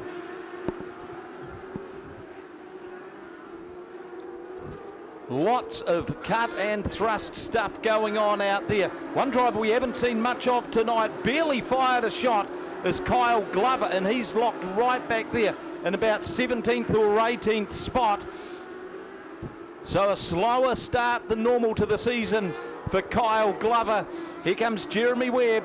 This is lap number 7, and lap traffic will become a factor in it. Thornley, he just loops the loop in the 13 car, retires to the infield. And you can see Ben Morgan just running a slightly higher line down through the Stadium Finance prison bend than Webb. Both of them cut down low through the town bend, which is where the bulk of the field are running right now. The race order, halfway stage of tonight's TQ feature. We've got Jeremy Webb and Ben Morgan with third place held down by Tyler Warnock. Just looking to see if we can find where Ricky Brett is, and he's just faded a little. Running in, well, it's about 9th spot right now.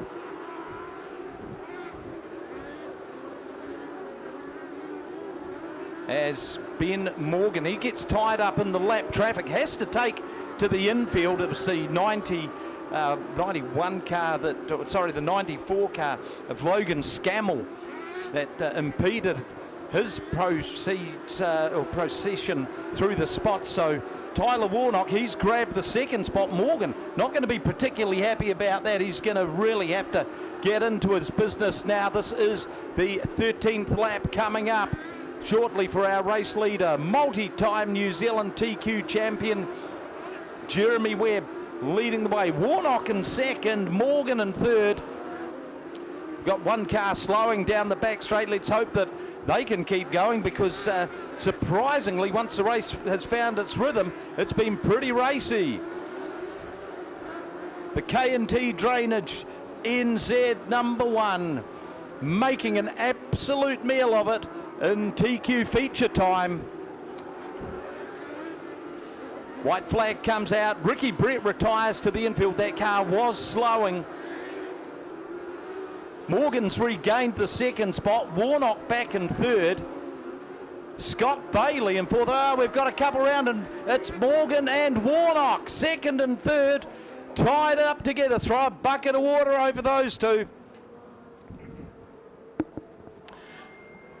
Well, how frustrating that will be for Ben Morgan and Tyler Warnock, some of the front runners there competing for second, and they've got themselves all tangled up.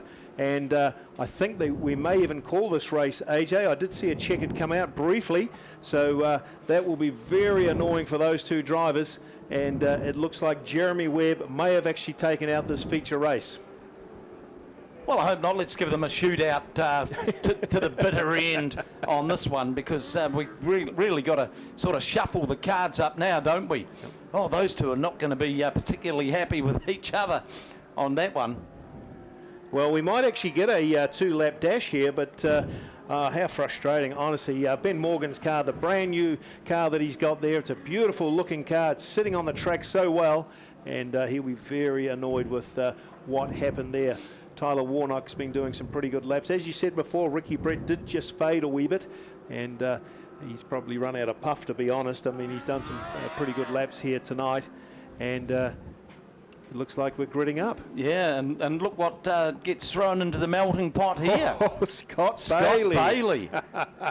Well, he'll have memories of Ellesmere, and he put a move on Jeremy Webb and he made it stick. So here's a bit of excitement for the last two laps, folks. Yeah. Scott Bailey and Jeremy Webb, NZ1, and our very consistent Access Man 36C. Yeah, not normal for the within the last 5 laps for the cars to be double file restart, so you will see them pulling now into what we do call Indian file or single file. Oh, you'll get yourself into trouble calling it that, mate. Oh, yeah. We don't mind here at Ruapuna Speedway. Very old school, of course, and Jeremy Webb, no surprise, leading out the feature race with just a couple of laps to go. And he's working hard to get that car in good shape for the New Zealand Championship in Napier this year.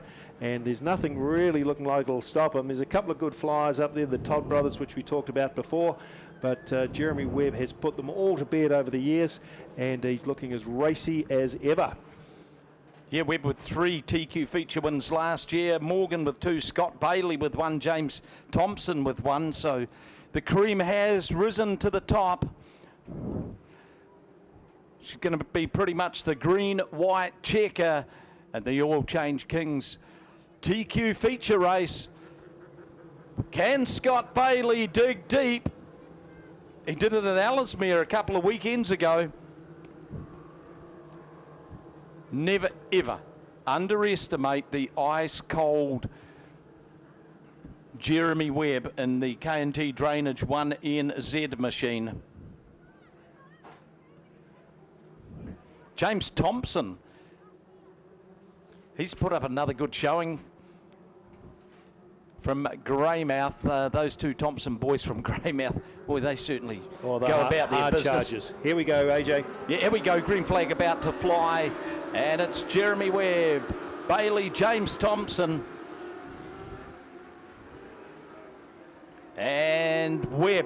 Boy, he's just certainly turning up the wick on that one, making every post an absolute winner. Checkered flag time for the feature. Jeremy Webb, Scott Bailey takes second, James Thompson in third.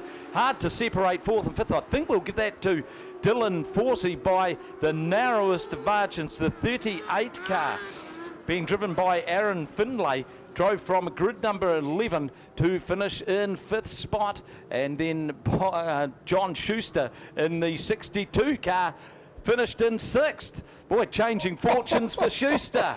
Good on you, Johnny boy, and good to see you get that car up and running, and you're an absolute flyer. But yeah, lots to watch out for there, folks. Of course, Jeremy Webb was dominant, winning that race. The race for me or the racer that was the hard charger was Aaron Findlay, 11th to 4th. He really put that car in a good position, and he almost had himself up to third, just made a wee mistake on that second to last lap. So folks, put your hands together for Jeremy Webb. He's an absolute flyer. He's taken out the feature race here at Ruapuna Speedway. Put those two together and you've got a real explosive battle going on at the front. Remember, this is the momentum class. You get the start and you are very hard to pull back. They go across the white line, green flag flies, and it's Cox. He's shot out of the cannon. Courtney just a little bit slow on the uptake there as the green flag flew. Harry McIntyre, car number 47, sitting there in third. Then we go back to Brett Booth. Good scrap going on between the back markers. Cameron McKenzie in the 46 car got his hands full of that one. The 92 of Shane Cornelius and 8 Liam Astle, but Craig Cox, import parts specialist, car number 5 leads the way. And really starting to stretch those legs over Courtney Jones. The margin continues to grow with every turn of the tyre. Harry McIntyre, he's starting to close up on Courtney. This could be the key battle in the early stages of tonight's modified sprint feature race, brought to us by A1 Electricians.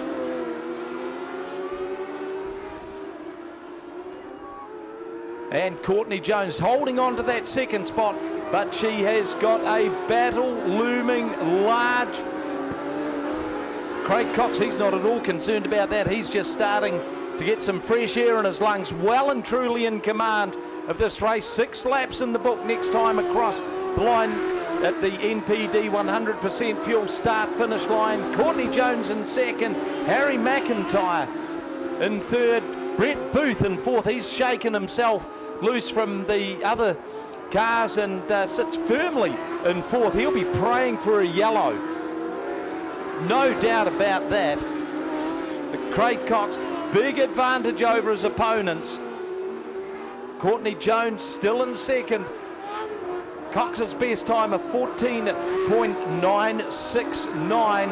Of course, the modified sprint lap record been in the book since 2014 of 14.269. Doesn't sound much, but half a second around a quarter mile speedway tracks like a lifetime.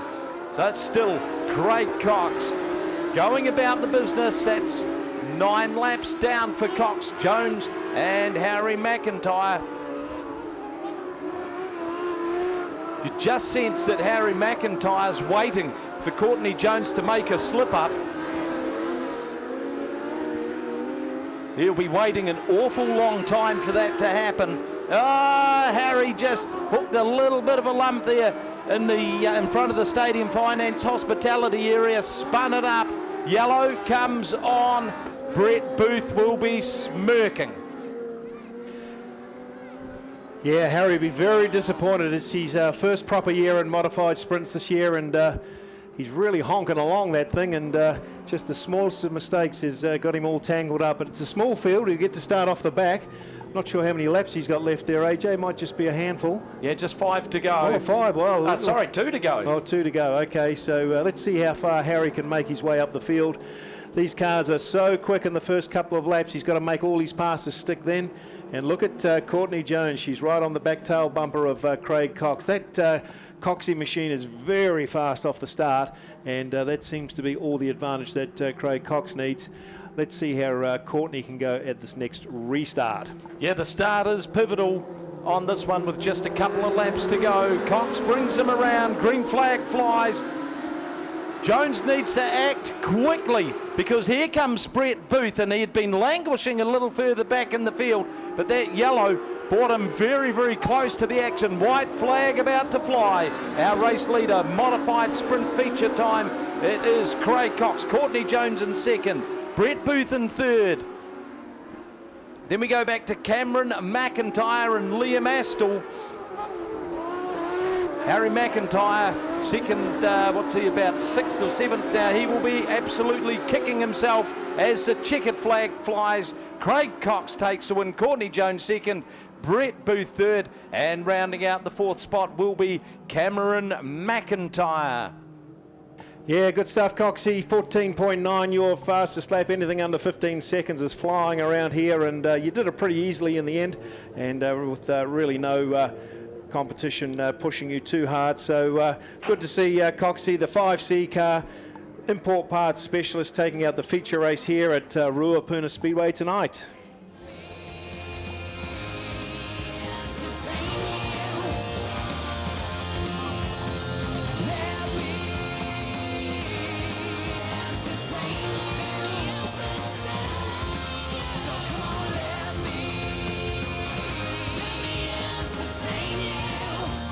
Of course, that 4th spot was Cameron McKenzie, not Cameron McKenzie it was too. Yeah. There you go, folks. Coxie returns to victory lane. With a bit of luck, he'll get out of the cockpit there and signify his win with you guys. A very popular driver with the modified sprints. He's a New Zealand quad specialist as well. I think he's a New Zealand title holder. So this guy knows how to go fast. And give him a clap there, folks, as he exits out the car, and he's got his checkered flag.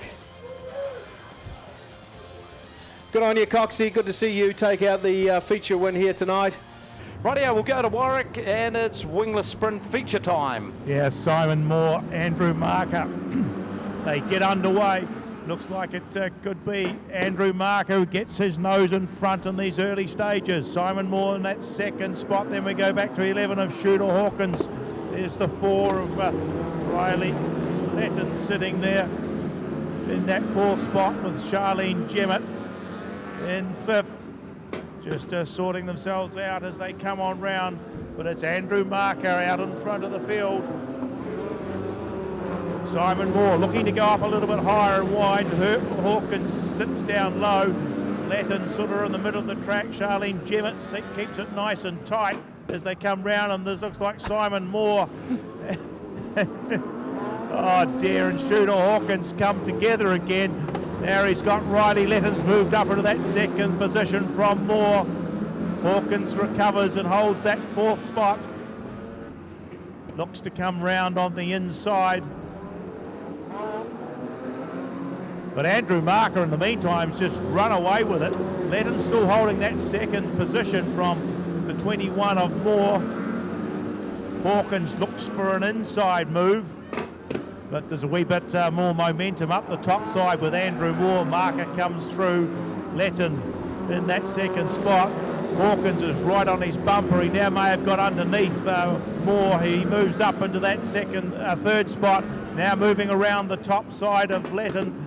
Can't quite do it this time, but Marker comes round. He'll pick another lap off. Too wide as they go through. Hawkins sitting up high. Now tries to cut back and come underneath Letton.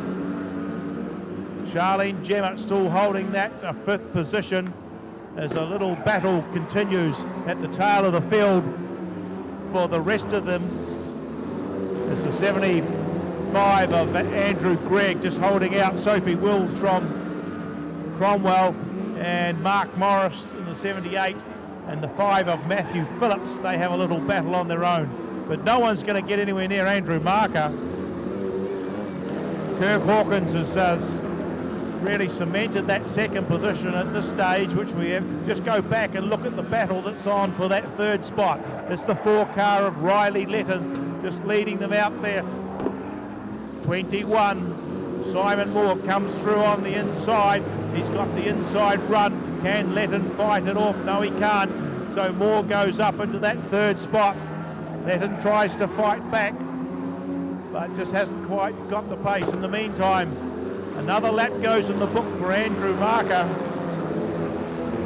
Charlene Jemmett still holding that 5th spot from Andrew Gregg. Sophie Wills in behind. We've lost Matthew Phillips. The white flag's out, so the first feature win looks like it's going to go to Andrew Marker in the Gemmett's Power Tools Wingless Sprint. Comes out of the turn now. He'll come through and get the checkered flag. Kirk Hawkins in second from Simon Moore. Riley Letton takes 4th from Charlene Jemmett. Bit of a real battle going on at the tail of the field, but it will be the 75 car that comes through. Andrew Gregg ahead of Mark Morris, then Sophie Wills will round out the field. But not a lot of challenge there for Andrew Marker, so he's cemented that feature win quite comfortably. Yeah, you're exactly right, Warwick. He really got out to a lead and he wasn't challenged. It was Kirk Shooter Hawkins that was making all the action there, HA, pushing and barging through the corners, so he's just imposing his experience in the V6 Wingless Sprints. But good to see the V6 Wingless Sprints finish their feature in a tiny manner, and it was Andrew Marker taking out the feature race tonight.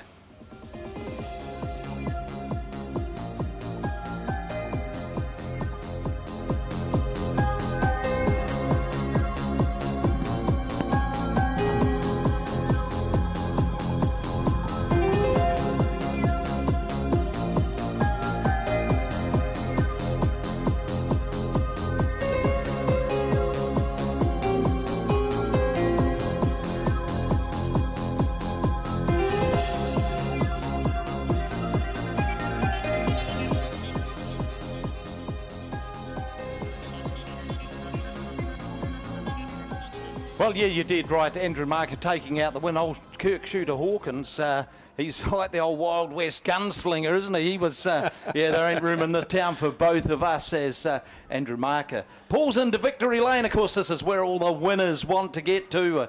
What a great opportunity to interact with the crowd and throw over a couple of words of wisdom and celebrate their win. It's Andrew Marker. Put your hands together for the feature winner for the Wingless V6 Sprints.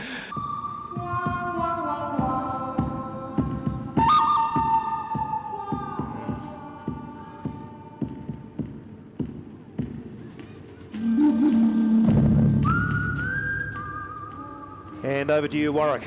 Yes, won't be much between the first 4 anyway on the performance between tonight, and they get underway for this feature. It looks like Liam McCoubrey's got the inside running as they go into the Stadium Finance turn for the first time. Glenn Jury in the Access Man Toyota holding that second spot, with Jack Lowe keeping a nice tight line down below in third. Nathan Wilkie in that 21 car just squared that corner off a little bit, coming out, and he got a little bit closer to Lowe. But these first 2 are sliding the cars around.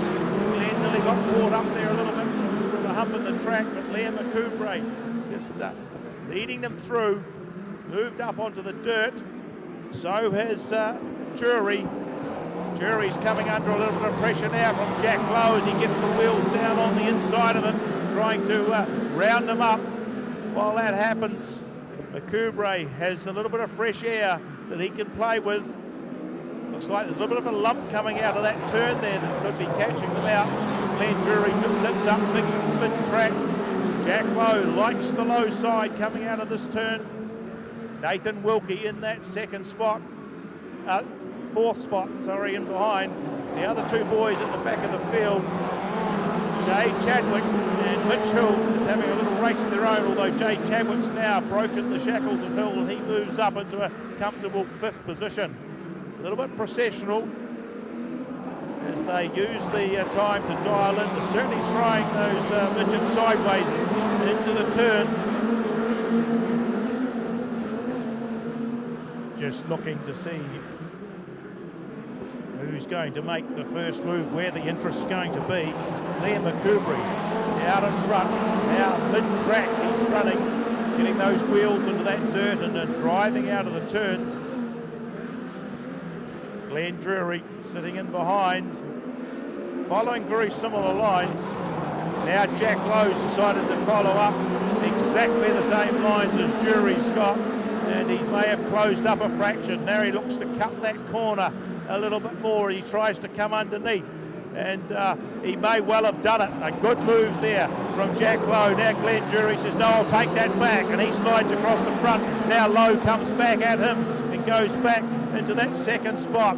So Liam McCoubry leading the round, Jack Lowe in that 2nd position from Glenn Drury. The 4th place is held by Nathan Wilkie, who's going to get a bit of a hurry up at the moment from the 98 of Jay Chadwick. Then we go back to Mitch Hill, but there's no change at the front of the field. Liam McCoubry, A1 Electricians, Everett Motorsport car, is doing the business in this feature. Looks like Glenn Drury may have closed up a fraction there. Has he got enough laps in to actually close up? No, it's Jack Lowe, sorry, it's closed up. Glenn Drury back in 3rd. Still a battle for that 4th position with Nathan Wilkie holding out to Jay Chadwick as they come through that Stadium Finance turn. We'll go to the front of the field, and Jack Lowe's got the City South Van Spears car on rails, and he's chasing Liam McCoubry pretty tightly now. Only a car length in it. McCoubry up high, Lowe down a fraction. On the track, same thing this turn, although he might have scrubbed a wee bit of pace off, but he's powered out of that turn, got some drive off the inside line to move to the lead. Now McCoubry's cut back across in front of him. Lowe fights back again, so he gets back to the front of the field. He stays up high this time. Powers off that turn. McCoubry back in 2nd, Glenn Drury in 3rd. Now Jay Chadwick's made the move. Gets around the 21 of Nathan Wilkie as the checkered flag comes out. So a good win there in the dying stages. The move made by 54 Jack Lowe over the 12 of Liam McCoubry. 66 Glenn Drury in that 3rd spot, with Jay Chadwick doing the same thing, picking up a place on the last lap over Nathan Wilkie and Mitch Hill. Yeah, what a great race that was, Ruapuna, and it was very processionary for the first few laps, and then of course Liam McCoubry got so far out in front, but Jack Lowe reeled him in and drove a very accurate race to make it past just 2 laps out from the end. So all the fans of Jack Lowe, you'll appreciate that driving. That was a fantastic win by him, and Liam McCoubry, no shame there at all, mate. Your lap times were unbelievably quick. You hit a 15.0, and I think you even got into the 14.9. So great racing there by the Midgets for their feature race tonight. 25 lap slugfest. Do not write off Dave Kerr in the 99, Oscar Harcourt. Jaden Dodge looking for a big run by Dodge in the 7T car. And the Sasquatch. Caleb Bourne in the 95, Todd Richards 93, Campbell McManaway there in the 56 car as well. Then McIntyre, Ashton and Stronach. We've gone green. Little bit of contact after the green, but it's Duff leading the way. And we've got a couple going way out into the big, thick, heavy dirt. But Jamie Duff got the elbows up in the Pro Creek car. Connor Rangi in 2nd. Of course, Rangi's had a couple of race meetings under his belt, winning at Dunedin in his first run for the season. He is going to have to dig deep to pull back Jamie Duff. In 3rd, we've got the 99. That's the Springston Hotel Ford being driven by Dave Kerr. Oh, Duff gets all squirrely. That has given Rangi a big opportunity to close that gap up. Now, just a matter of a car length and a bit between them. Duff running high, Rangy down low. Oscar Harcourt, he's fighting the wild bull there. And Dodge has got by him, so Dodge moves up in the fourth. Duff got his momentum back. He's got the rhythm back, and Leesway, bit of a wheelie as he pops up going down the back chute past the Value Cars Warehouse grandstand. Now he drifts out wide, and he has struck a problem. Not a good sign for the Duff man. Whether he's able to underpower, get to the infield, I don't think so. That car's grinding to a stop. That will bring the yellow out, and the feature will be led by Connor Rangy. Oh boy, you just noticed he popped a bit of a wheelie. Now whether he struck a some sort of suspension failure or something in the inner mechanisms. There was just a few lightweight sparks coming off the back end of that car as it passed the commentary box, so difficult to know exactly what it is, but how frustrating for Duff Motorsport. Man, they just cannot catch a break at the moment. Steve's having all sorts of problems with his car, and now Jamie just can't get a feature race done, so hopefully they can iron out all these gremlins before New Zealand title night, because Jamie has an absolute chance of winning. And as you can see there, he really hustled out Connor Rangy in that first lap. But something terminal has gone wrong with that car, so more to come during the week on that one, I would say. Oh, that's for sure. We'll keep our eyes posted on that. Maybe Brendan might even be able to get us a wee report that he can relay back to us later. But, well, we reshuffle the cards, and we've now got Connor Rangy and Dave Kerr on the inside. Here comes Jaden Dodge on grid number 3. Oh, boy, the fur's about to fly. Oscar Harcourt outside him in the red Value Cars Warehouse machine. Then we go back a row to Caleb Bourne and Todd Richards. Really good performance by Richards tonight. Yeah, I tell you what, AJ, let's watch this restart with Dave the Kerminator taking on Connor Rangy. Both of them will not back off into this first corner, and I'm predicting that Dave might go high, wide and handsome and see if he can put an outside move on Connor. Well, he's not going to be out-hustled, is he? Still waiting for the green to come on, yellow flashing.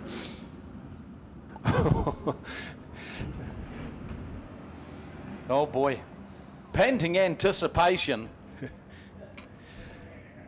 So Connor Rangy would be hoping to amend his difficulties he had at Cromwell just recently. Tore up a diff, a right rear tyre and a number of other things, so he'll be looking to win this. Stand by, folks, we're going to go racing shortly. Here we go, green flag set to fly. 5 laps in the books, 20 to go. Connor Rangy up high, Dave Kerr down low, trying to wring everything out of, oh, Caleb Bourne. That's going to bring out a yellow.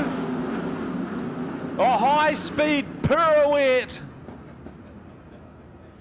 with all the grace of a ballet dancer. 9.9 for Caleb Bourne. That was very spectacular, and I'm not sure exactly who it was. It might have been McIntyre who touched wheels, and both of those boys never back off. So Caleb just on the tail end of that one. Hopefully he gets a restart, and spectacular, although incredibly frightening if you're the driver of that car. Talk about a battle of wits. Look at that row too. You've got Jaden Dodge, who's been round, who's like it was a New Zealand V8 Ute champion and raced midgets, and he's getting a little bit twitchy with Oscar. Oscar's not going to care too much about all that. Another one that's just ice cold on it. Maybe Caleb Bourne back to his position.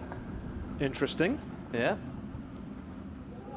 Oh, look at this. Oh, get into him. Oh, a little bit of argy-bargy. Here we go. Well, what do you reckon, folks? The Sasquatch isn't going to put up with much more of this.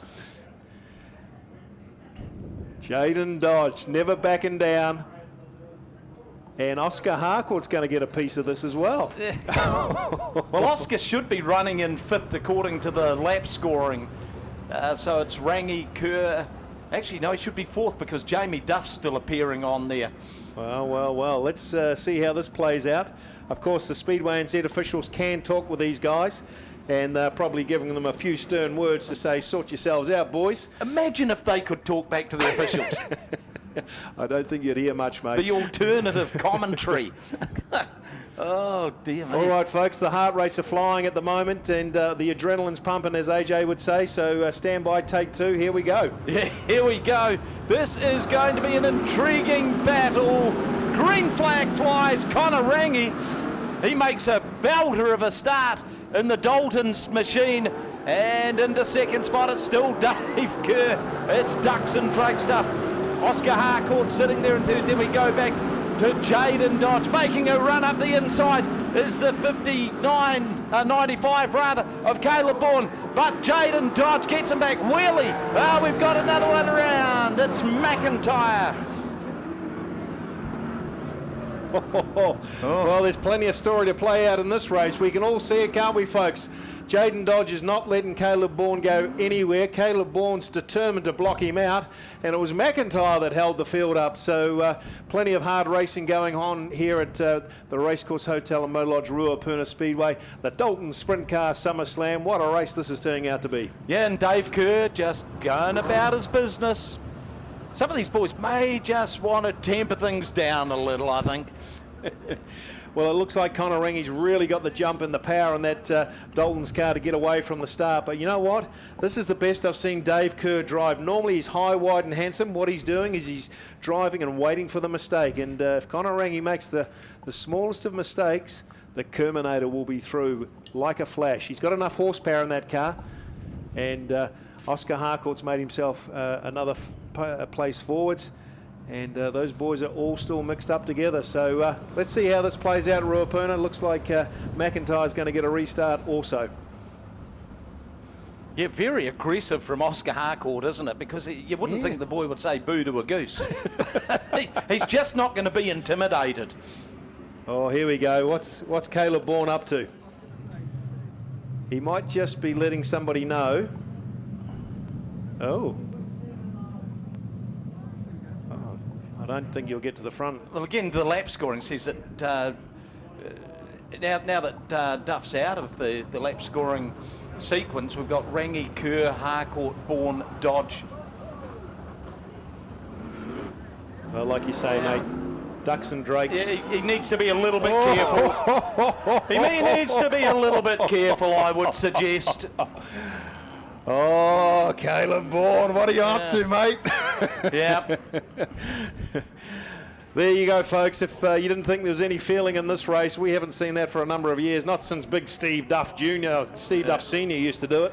The smart ones don't get rattled, that's the thing. Well, I tell you what, how high would your heart rate be right now? Here he is, Caleb. Yep. Oh, black, I think they've sent him in. Black flag. Yep. Black flag. Kind of inevitable, to be fair. Yeah, they're not out there playing tiddlywinks, that's for sure. A little bit of wheel rubbing, yeah, that's fine. Well, watch this space. I tell you what, now, what do you do if you're Jaden Dodge?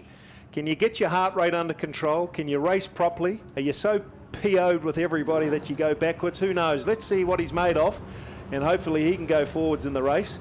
But I tell you what, this is built for Dave Kerr and Connor Rangi. They've been out of all this drama, so all they can see is an open track, and they'll be wondering what the heck is going on with that 7 car being turned around while they were gridding up for the restart. So the trade and post car of Jaden Dodge. Yeah, he's a calm operator though. Yeah, let's see how he goes. Well. Yeah, bit early in the season for some of that stuff. What's he doing? Well, he's trying to blend into the outside of the second row. Okay. Yeah. No dramas there. That all makes sense. Unrattled. Well, I tell you what, Campbell McManaway, you're a rookie driver. You will not know what is going on here, mate, but keep your head down and do a couple of laps. You might end up closer to the front than you might think. Yeah. And looks like we're about to go racing I'd say Shannara Stronach could be thinking the same thing. Rightio, here we go. What have we got? We got Duff on the infield. We've got Horn on the infield. Here we go, Green. And, yep, it was Rangy. He got a pearler of a start on that one. Dave Kerr down there hugging the pole on. He's going to take the fat man's route around here, which is the bottom part of the racetrack. Oscar Harcourt sitting there in third. Then we go back to Jaden John. Sean Ashton currently running in that fifth spot. Breathing down Ashton's neck is Todd Richards, car number 93. The laps are going to start clicking down very, very quickly. The battle of the car yards going on there between third and fourth, and that is Oscar Harcourt and Jaden Dodge. We've got the 21 of Stronach around. Yeah, just slipped round there, coming around the turn, AJ. Nothing involved in that at all. Just sort of did it on her own. The track is starting to go a little bit slick down low, and that was the part that she was on. That is going to play into the hands of Dave Kerr. I'm picking. You know, he doesn't have as much horsepower as the rest of them, but he's going to be able to use a higher ratio of it. Yeah, well, look, what have we done here, folks? 3 or 4 laps, I think it is, and we've had more drama than you'd ever see on Shortland Street. This Actually got 9 in the books. 9 in the books, okay, Yeah. not so bad, not so bad. So another 16 laps to go, and the way we're going here, boys, it could be another 15, 20 minutes, but it's exciting stuff. The sprint car drivers are out for keeps. That's Dalton Sprintcar Summerslam. First round is up for grabs. Have any much more of this, and the fuel might become an issue as well. You could be right there, Warwick. They only load up for what they need and a few restarts, so we've had a fair few of them so far. All the folks in the Springston Hotel Corporate Lounge, you'll be enjoying this, folks. You got your man sitting at the front row of the SummerSlam final, and he's definitely capable of winning, that's for sure. Yeah, I think the Daltons team are going to be pretty glazed as well too. Here we go, rightio. Wiser heads prevail. Here we go. We're about to go. Green on the inside of that front row is Dave Kerr on the outside. Connor Rangy. Of course, Rangy's the guy that decides to jump, and when he says jump, the rest of them go, how high do you want us to jump? Dave Kerr changes tack, moves up the racetrack a little bit. He's left the 7 car of Oscar Harcourt in his wake, so it's Connor Rangy leading the way. Dave Kerr in second. Oscar Harcourt third. Behind him is the 7 car of Jaden Dodge. Then we go back to the 73 of Sean Ashton. Jacob McIntyre, he's got the elbows up there in 6th spot right now, but it's Connor Rangy still leading the way. 12 laps in the books. We're just about at the halfway mark. Tonight's Dalton Sprintcar SummerSlam feature race. Dave Kerr, boy, that old nail's got some work, hasn't it? So Dave Kerr in the forward, sitting there in second. Oscar Harcourt, he has got no answer for them right now, but he is there or thereabouts. Harcourt certainly got a little bit of a jump over Dodge in the back straightaway speed, but Dodge seems to reel him in the corner entry stuff. Dave Kerr, he's only about 5 car lengths in arrears to Connor Rangy. Rangy just slows up momentarily. Dave Kerr will be sensing blood. He's like an old shark out there, and he has got his prey in sight. So it's still Connor Rangy and the Daltons, number 57, leading the way. Dave Kerr in second. Still a Royal Rumble going on there in third spot between Jaden Dodge and the 7 of Oscar Harcourt. The red Value Cars warehouse machine of Harcourt holding the impetus in that one right now by being in that third spot. 17 laps down, just 8 to go. Lap traffic getting close.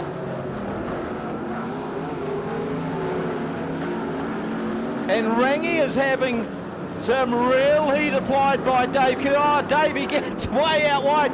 He just keeps his foot hard up it. And we've got one around. That was McManaway, managed to keep it rolling.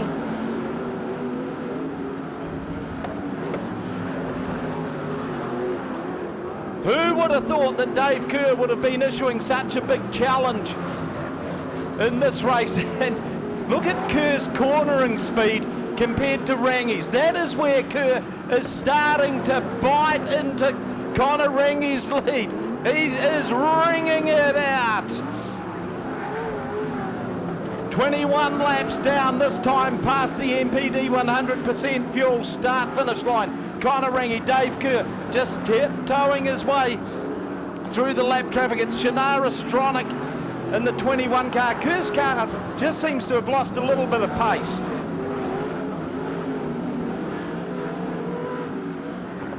So Oscar Harcourt starting to reel him in. But Kerr, a little bit of a luxury. Stronach, the car between them. But Connor Rangi making the most of this one. Campbell McManaway, the next car that's going to go a lap down, but McManaway's put up a really fine performance tonight for a first night driver. Dave Kerr again, way out high and wide. White flag, 1 to go for Connor Rangi. Dave Kerr in the 99 car.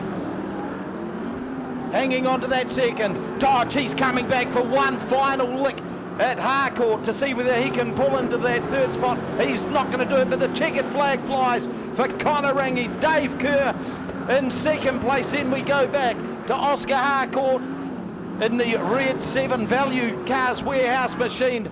Jaden Dodge crosses the line in fourth. Sean Ashton, brilliant drive by Action Ashton to cross the line in fifth and sixth. Todd Richards, seventh. Jacob McIntyre. Campbell McManaway in eighth. Ninth, Shannara Stronach. On the infield, Caleb Bourne and Jamie Duff. Put your hands together, folks. More drama than Shortland Street. What a great race that was, folks. And the track started to go away at the end, but it was Connor Rangi that persisted, and he got his car going the best. It was Dave Kerr making all sorts of wild moves, including wall riding around turns 1 and 2. It was a great sight for the crowd to watch, and it was Jaden Dodge who actually held himself and composed himself and still continued and raced very, very well. So there is the first episode of the Sprintcar Summerslam by Dalton's, and it was Connor Rangi, folks. Give it up for our Dalton's champion, Connor Rangi.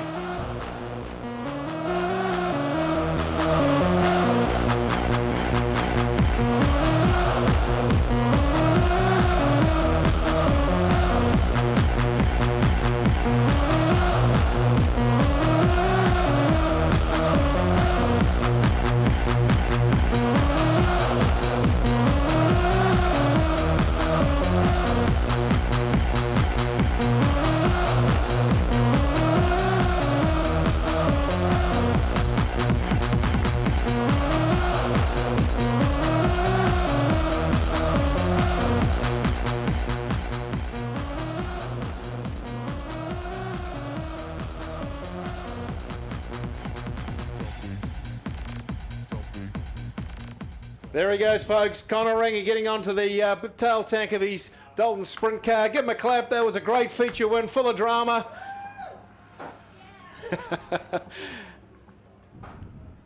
And great redemption for Connor Rangi. He had a disaster last week at Cromwell. He returns back to Ruapuna to his normal position, leading out the feature races, and that was certainly a great race. Not sure if you're going to get a word with him down there, Brendan, but I'm sure he's absolutely exhausted. We will. Connor, congratulations on that feature win. Fantastic race to watch. Can you tell us a little bit about it? Yeah, it was a bit of a stop-start affair, so I was starting to get a bit worried about fuel there a wee bit. But no, it was a fun race. A real shame about Jamie, because I think it would have been a lot of fun. It's always good racing with him, but give it up to my crew and everybody. Massive effort this week, getting the car back together after last weekend. Massive thanks to my sponsors, Dalton's, Clark Performance, Heavy Diesel New Zealand, Joinery Vision, everybody that helps us. We wouldn't be here without them, certainly not without Dalton's, so yeah, appreciate it a lot. Thanks to the fans for coming out too. It's bloody good to see the place. And yeah, come back next time. Thanks very much, Connor. We'd love to have you. Thank you.